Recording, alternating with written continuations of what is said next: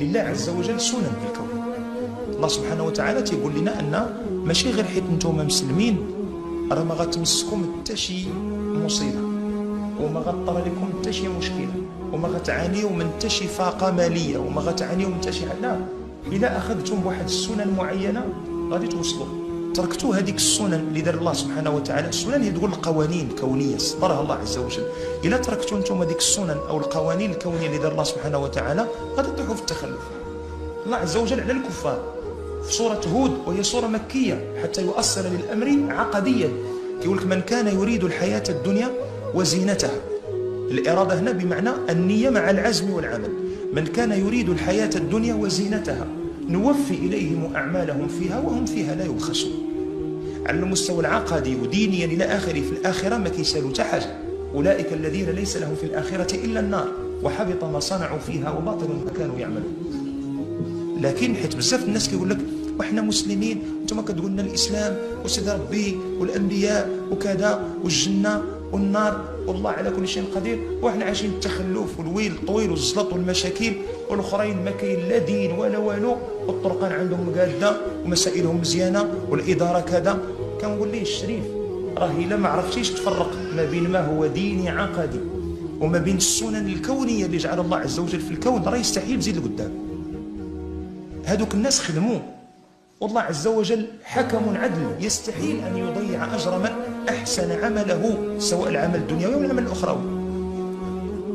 واحد صاحبي تيقرأ وتيقري ولاده، يعني ولاد الأمة الوطن ديالو، وتيسهر عليهم وتيستثمر فيهم وتيدير لهم كل شيء باش يمشيو مزيان. تيخرجوا دوك الوليدات قاريين واعيين فاهمين، تيبداو يكملوا معاه البني ديال البلاد. كيقادوا الترسانه القانونيه باش ما يتصرفش لها الفساد الاداري، تيقادوا الترسانه الماليه باش ما يتصرفش لها الفساد المالي، تيقادوا الترسانه ديال كذا كذا كذا، شي كله تيصيبوه. اش بغيتي شنو زعما؟ حيت هما كفار سيدي ربي يسلط عليهم البركان يدردر عليهم من الدنمارك وما يوقف حتى لاسبانيا.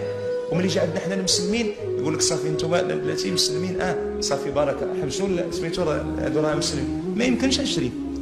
خديتي باسباب النهضه سوف تنهض، والله عز وجل يعينك على هذا.